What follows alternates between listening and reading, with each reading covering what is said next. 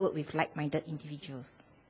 To kick off today's seminar, we have invited Prof Chan from Department of Orthopedic Surgery to share his personal experience in using Google Sites as an e-learning platform and the advantage of such an approach in implementing some of the newer teaching methods. Prof Chan, please.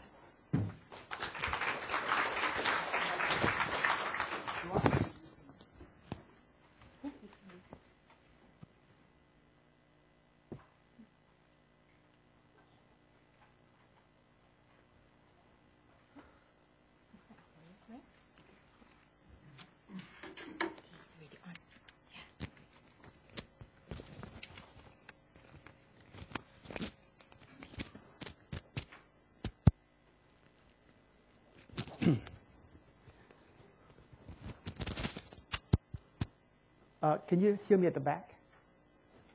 Thank you. I teach both at the Faculty of Medicine and also the Faculty of Engineering. I'd like to share with you my experience. Probably, hopefully, we can answer this question. Can you actually use Google Site as an e-learning platform? And I'll discuss a little bit about why I use Google Sites and how did I do it, and maybe share with you some of my future plan. So, the course that I'm teaching at the Faculty of Engineering is biodesign. This is teaching third-year engineering students how to design medical device. This course is a little bit different in that it's not really a didactic a module. Basically, we provide some basic information for the students, and then it's the process of designing that the student learn. I've been doing this for 7 years, and it has gradually evolved. And I'm just trying to find out better ways of actually teaching this module. Basically, I've been using IVLE for a long time. I have the association of IVLE for a very long time, because IVLE was started at least maybe 17 years ago. Is that right, Ravi? Ravi is not here? Yeah. And then 7 years ago, we actually spin it off as an e-learning company. I'll tell you a little bit about that. So basically, it's a very specific aspect of e-learning that I want to talk about, which is the e-learning management. Basically, the basic components are announcements, discussion forum, syllabus, calendar, evaluation, content delivery, uploading and downloading files. Those are basic functions. There are additional caveats you can add in. So we actually started off as a form-based kind of a platform. 17 years ago, we didn't have the technology that we have today. So you fill in a form, and it creates a page basically for the lectures. So we took that technology and actually spin it off as an e-learning company. As a matter of fact, it was acquired by a large multinational. Now, at least 80% of the high school actually using the e-learning this e-learning platform that originated from NUS. But things has changed a lot over the last 3 years. Everybody heard about Web 2.0. There's a phrase coined at least 5 or 6 years ago. But actually, Web 2.0 never delivered, particularly for e-learning. There's a lot of hype. But there was a major change about 2 years ago where there was a great improvement in JavaScript, which means that it allows you to have a lot more interactivity on a browser.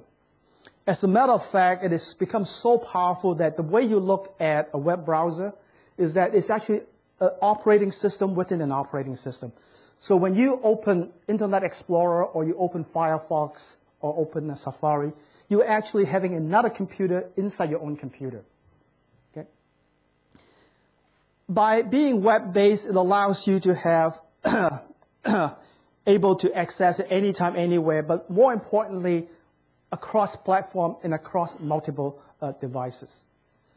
Now, Google saw this coming about 5 years ago, and they acquired a company called Rightly, and from that, they developed a whole suite of applications in terms of word processing, slides, spreadsheets.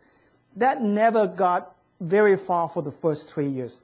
But over the last 2 years, particularly over the last year, those applications has actually become very powerful.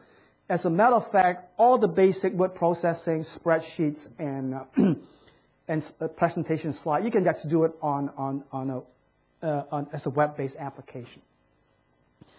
So, in addition to that, they also, of course, offer Gmail, and then they have recently they come up updated their slides, and then about 2 or 3 years ago they started with Google Sites, and then they have to catch up with Facebook. They have Google Plus. Okay. Now, not only do they offer this suite of application, basically, as I mentioned before, a browser is like an operating system, another computer inside your computer. So you can actually have Google Sites on a browser, and that's basically your desktop. Okay, it's a desktop within another desktop. The power of it is not just this suite of application. These suites of application are actually linked together. So the email could be linked to your documents, could be linked to your calendar, could be linked to Google+. The other power of it is that you can actually take any one of these apps and that become a central function. So one of the things that you could do is actually, use Google Apps as the center of your project, and then you have all these other components that actually ties in with Google Apps. So Google Sites. So what is Google Sites? Google Site is actually a very easy way of creating a website using the Google engine. So what does it offer you? It offers you easy creation of your web pages, but not only that, it automatically links all the pages, and then you can insert the various components, your content in there. And that includes your spreadsheet, your presentation, your pictures, and it could be done very easily. And you could do all this without any knowledge of programming. Okay? Now, Google Site is not the only content management system. There are other content management systems out there, of which SharePoint is one of them. There's no such thing as a free lunch. So if it's easy to use, you have limited versatility. If you want versatility, you got to put the work in to do that. So it ranges from SharePoint, Posters, Google Sites, WordPress. WordPress started off as a blogging tool. It is now into a full-blown content management system. You can actually create an Amazon-like online store using WordPress. And of course, you can use raw HTML and JavaScript to do that, but that will take a lot of heavy lifting. So I give you an example of how things have progressed. Some of you may or may not be aware of this application called Posters. It's basically creating content, creating web page in one of the simplest form, which means that you go in and you just sign up for an account. Okay? To create a web page, you basically send yourself an email. So you on your email, you have your subject, you send it to your own account, your subject, and then your content. And then you can even attach pictures onto that email. Once you email that out, it automatically creates a blog. Okay? So that could be shared either private or with the public. Now, what I found when I look at all these applications, I found that probably Google Sites give me the sweet spot that I want to do. It give me the versatility with the minimal amount of effort and learning curve. But things has moved very rapidly over the last year and a half. And Google keeps changing things. And then things are actually getting a little bit confused until recently. So the first thing you need to understand is that there are two types of Google accounts. One is the personal Google account. This is the one that you are familiar with. This is your Gmail account. Okay? You can go in and sign for a Gmail. Once you sign for a Gmail account, you get access to all the application. You have the Gmail Docs and the Drive, the Google Drive, which is the equivalent of Dropbox, basically. The function is exactly the same. And then you get a Google Plus account if you want it. This account is managed by Google. Okay. And the account typically has something like your name at gmail.com. And that's how you sign in. Once you sign in with that account, you get access to all the other applications, except you don't have Google Sites. To get Google Sites, you have to have a Google Apps account. To get a Google Apps account, you need a domain name, which means that you have to go and register a domain name. And then you point that domain to the Google Apps. And once you do that, then you create a Google Apps account. Now, this Google Apps account is administered by the domain administrator. Google doesn't administer it. The only thing that you use are the apps and the server. Okay?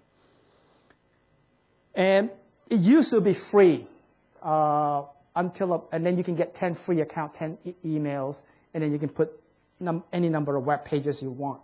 Until about a month ago, they stopped doing that. So you can still get a Google Apps account for one person.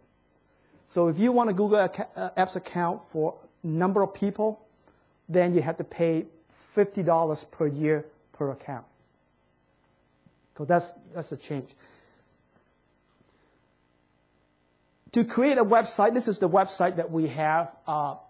If you look at the website I have for the biodesign, so one of the things that I want to do is I want to make the transition slowly from IVLE to try Google Apps to see if there's any problem before I go this coming year to flip everything around in terms of a different way of teaching that I'll talk about it towards the end. So the good news is that the students didn't have any objection. There was one student that say he prefers to get his lecture notes on IVLE. Okay. So if you look at the website, it is open to the public. And if you look at the items on the left, these are all the items that you get on any learning management system. So the landing page, when somebody goes into the account, it goes into the announcement page. So the student, when it goes in, it has all the latest announcement there. This website doesn't look any different from any other website. The only way that you can tell that this is a Google site is you go to the bottom of the screen. On the lower left-hand corner, it says Powered by Google Sites. Okay. Now, who can access this website? This can be controlled by the Google Sites administrator. You can open it to the public, which means that it becomes indexed on a Google search, all the search engine, and people can find it. Or you can make this sort of semi-closed that only people that has a link would be able to go to that page. And then you have different levels of control. And then the final one, you can make it completely private that nobody can get into it until they have a lock-in password. Okay. So one of the things that we do is that it allows you to link, once you create the pages, and when you create new pages, it automatically generates all the links. So, and you don't have to worry about broken links. And actually, it is actually very, very good and very efficient in doing that. So, one of the things that I want the student to do is, from experience, is that the student doesn't always leave the project the very last. So instead of doing that, I create a series of projects leading up to the full-blown project. So within the first 3 weeks, they have to do a mini project.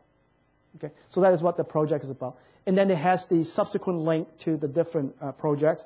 Once the mini project is finished, I collect all the prototypes that they have. I talk to the individual groups. But I want to share that information to the whole class. And I was able to capture the picture and then post this up very quickly, send all the feedback to the whole class. And this is done very easily without much effort.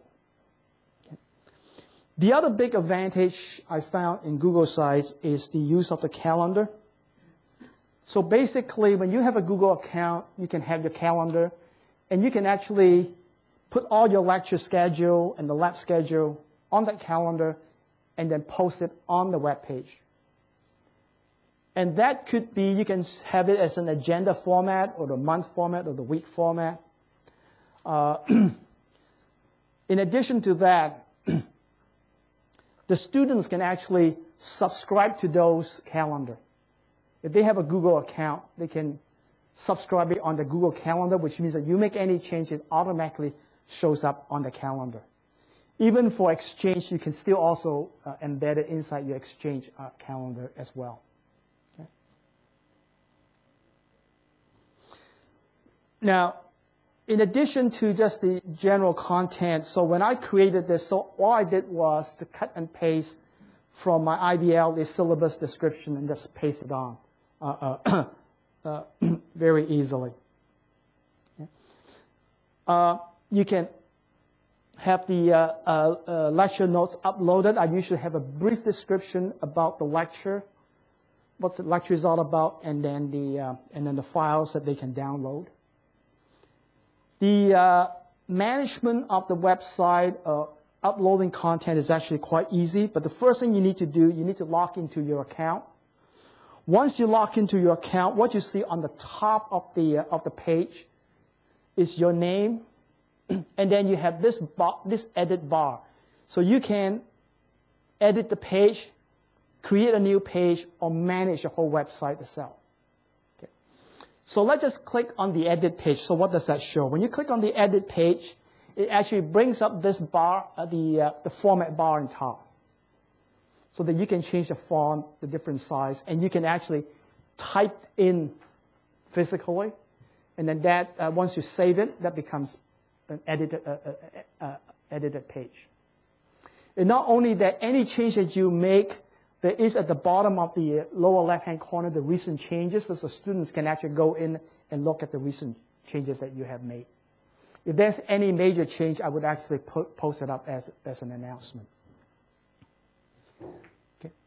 Now, there is a very important button on this edit bar. It is called the insert button on the top left-hand corner. Okay. This is where the power of Google Sites comes in.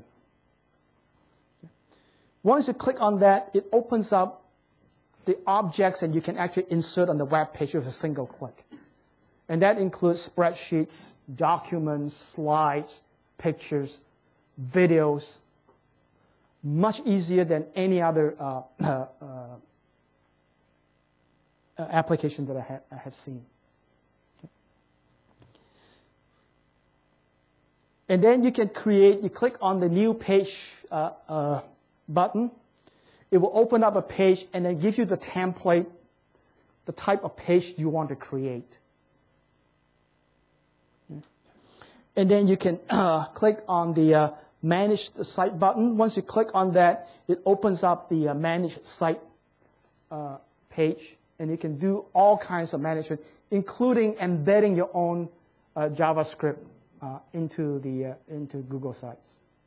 So you can actually enhance that beyond what the basic function that Google offers you. One of the most important things, because this is a project-based, we have a lot of announcements, a lot of changes. How do we handle announcement? The one thing that way we handle announcement is using the landing page. So once they log into that page, they will always see the announcements. Okay. The other thing that we do is that we also send out email, which means that there is a group email address called class@biodesign.org. You only have to upload all the email address of the class once. So every time you send an email to this email address, the whole class gets it. Okay. The other thing is we surveyed the class and asked who doesn't have a Facebook account. Everybody has a Facebook account. everybody checks their Facebook before they check their email. Okay, so we create a Facebook page. We could have used Google+, which is basically the equivalent of Facebook. Everything you have on Facebook, you have it on Google+. But they have an additional features which is actually quite useful as well.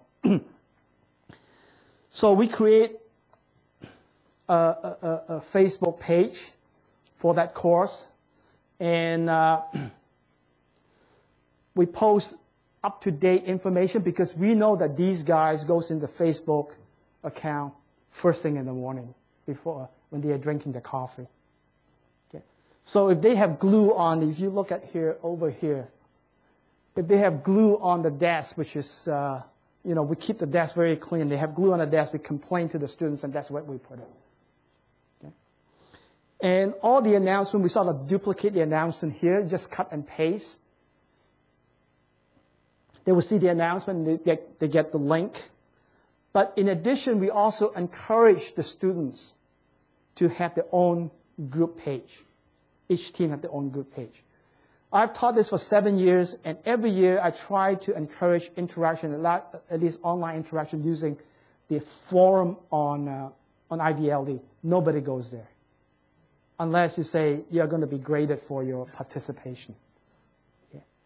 But with Facebook, it's very different. They actually use it quite a bit. So this is the my Facebook page specific for this module.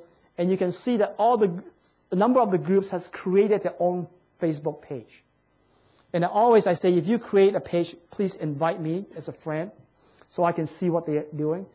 And they have a lot of interaction on their Facebook page. So when I have a discussion with them, I'm not too hard on criticizing the design. Next thing I know is, it's on the Facebook page, whether I was too harsh or too easy on the discussion. So I get instant and very valuable feedback. And also when they are doing tests, they would post the test result on the Facebook page. And I can actually monitor the progress of each group that actually have a Facebook page or they have invited me. I know that some of them have created a page, they didn't want to invite me. The other thing that is very easy is that when we have the lab, we have all this power equipment, and there is a safety issue that we have to have training for the students. So we make safety video that they have to actually to view them. I'll talk a little bit about some tips on making video. So once they finish their the video, they can click on the top left-hand corner to go to do an evaluation. So they have to answer a series of multiple choice questions so that we know that they actually have viewed the video, and then we have a record. If somebody used a knife and got the fingers cut off, at least we say that we as the university have done our duty, that we have actually briefed the safety issues involved. So a number of tips on making video is that CIT has supplied an application called Ink2Go. There are two of them, I think, Ink2Go, and what's the other one? Camtasia. I prefer Ink2Go. Basically, you can record it from your computer and then on any part of the screen, and then you can upload it. Okay. And then you can upload that onto YouTube, or you can upload it onto your own website as a streaming video. And it's very easy, just one single click, and then your video is up. In making video, unless I'm doing the slides, I find that it's very difficult or takes a lot of time to do live video and edit it. So I prefer taking static pictures and then use it as a slide presentation. That saves you a lot of time in terms of editing. Okay. So once they do that, they go to they have to do a multiple choice question to ensure that they actually have viewed the video. And to set this up is actually quite easy. You set as a spreadsheet, and this is a form. And then you post a form onto the web page. And that's it. Okay. The one thing that is very important for our module is a component called peer review. Okay? And we have depended on IVLD very heavily over the last 7 years because there's a group of 5 or 6 students working together, and we want to give them a chance to tell who has participated and who has not. And this peer review is central to the evaluation. And I was a little bit afraid whether we can do this on Google Sites, because you have 1 student evaluating 5 students, and you got a lot of data to collect. So one of the things that we did, this peer review has worked very well for us because you cannot game it. If everybody give everybody else in the group 100%, everybody gets an average mark. Okay. So we had no complaint in terms of peer review for the last 7 years. So it has worked very well for us. We were able to actually take this and embed it in Google Sites. So we create a big spreadsheet. The only caveat is that how do we identify the student that logs in to do the peer review? The only way we could do that is 2 ways. One of which, if they have a Google account. So when they log in, we know who they are. But they are using, I can't force a class, everybody to sign up for a Google account. So they use the NUS email address. When they log in, we actually give them a security code. So only they know that security code is a PIN number. Okay. So once they fill up and evaluate their peers, the only thing is that to select 2 to evaluate, we have to put the whole class in, but these are organized in terms of the various teams. So it's easy for them to find the peers within the team. And once they fill that in, it all goes into a big spreadsheet on Google Sites. So we take that data as part of the evaluation. So we were quite pleased that we were able to do that for peer review on Google Sites. That was my biggest fear. Okay. One thing good about IVLE is that they can track who has logged in and who has downloaded that. You can do somewhat of that with Google Site as well. There's a component called Google Analytics. And then you can track who is logging on. And usually you look at the pattern, it's Sunday evening. The next peak is Wednesday. Sunday evening, Wednesday. And not only that, the Google Analytics is actually quite good. They even have a live tracking. So I used to show this in the class. I said, look here, when you log in, I know you log in. And you didn't log in, I know you didn't log in. And there is a new function called that you can actually do live tracking. So we were quite pleased with that, and that we had pretty good acceptance. And then after that, we, when I look into a little bit more about using Google Site for education, I found that there was a whole series of other universities doing that as well. Okay.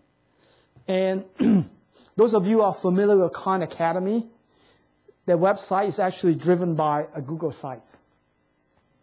So they have very sophisticated evaluation and tracking system there. So I think I'll stop here. When you look at an application in terms of what you want to do for teaching, it's not just a functionality. It's just like comparing a Nokia phone with an iPhone. They both have the same functionality. It's the way these functionality are implemented, how easy is it for the students to access it, and how easy is it for you to put up the content. Thank you. I think we have 2 more minutes for questions, if there's any questions. Yes? I missed the first part of the talk. Yeah. I met up with a Google person recently. Yes. And I was particularly interested in wanting to know what Google has to offer in terms of assessment. Okay. And your bit about peer review, was that part of the assessment mode? Yes. And generally, from your experience, has it been a good experience using Google assessment online platform? The assessment, the point I was trying to make is actually quite easy to do. They have what they call a Google Forms, which is based on a Google spreadsheet, and that could be translated very easily. But you can make it much more sophisticated, which what Khan Academy has done. by using additional programming that you can put in there. Even for the question is identification of who actually logged in and did the assessment. Right now, we have to give a PIN number if they don't have a Google account. If they have a Google account, once you fill in the form, it actually captures who logged in.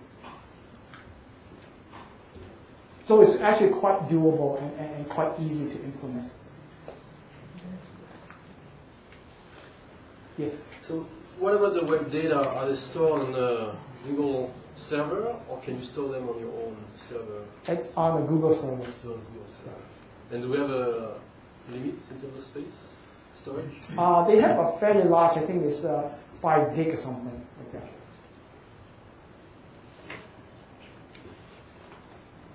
Just one question. Are there privacy concerns? I think so. Yeah. If you are concerned about the privacy in terms of the documents, the spreadsheet, you can use a device called iTwin. I'm not sure you know that it looks like a thumb drive. Okay, and you can create a special folder. All the documents in that folder are encrypted, and then you can use that with Google Docs, with Dropbox. But they're going to do that the same for Google Drive as well. So all the files there are encrypted. Yes. Are students able to use their mobile phone to access to the website? That's a very good question. Absolutely yes, and that's the beauty of it. There is an option in terms of management of the website. There is a checkbox. They say make it mobile compatible. So what it does is that it will actually, when you log into the website, it detects whether you log in from an iPad or an Android phone, and actually display it accordingly. So that is no extra work. That's one of the best big advantage of using Google Sites, because they allow you that option. Thank you. Yes. I'm from the medical school, so like you. So my understanding is the medical school has another entity known as MedSpace. Yes. Do you use MedSpace at all? No. And why not? They are based on the, that is more of just just content delivery. That's one I think is based on Confluence. It's like a wiki, a specialized wiki. Yeah. Just one more question. I'm still a little hazy. So what motivates you to move to Google Site? You know, when IBLE is readily available. Okay. Because I can create, excuse me, right? I can create more interactivity on Google Sites, and I can much more versatile, and I find it's a lot more easy to navigate, particularly inserting objects in it onto the web page. That's a good question. It is because of the second phase that I'm doing right now. So from this coming year onward, we're not going to have any lecture in the design course. So what we do is the so-called flipping the classroom paradigm, where we actually give the lectures on video. So when they come to class, we will actually do the design as an interaction based on the content that we have that they have viewed on the videos. Yes. When a Google person came to visit us, basically it's almost like an open invitation to, we want to engage in US. Yes. So what would you recommend me to say in terms of a wish list? What would Google best do to serve our teaching community? Okay. The biggest hurdle there, we have this discussion with Ravi already, and I had the discussion with Tommy. The biggest hurdle is the legal agreement with the university and Google. Okay, I think it's my own personal opinion. I don't think the lawyers at the university appreciate that, because Google wants the university to take the legal responsibility, which is fair enough to me, and I think. because you're not taking any more risk than what you're doing right now with your Outlook Exchange app. So I think, if I understand it correctly, the lawyers from the university advised the university not to agree to Google's term. There was already a previous engagement with them. As a matter of fact, many universities in the US use Google Mail as a standard. Big university, UCLA, they're all over 30,000 students are all on Google Mail. They have a special application. There is actually a conference in 3 weeks in Tokyo. This is the first conference on Google Apps for education in Tokyo in about 3 weeks.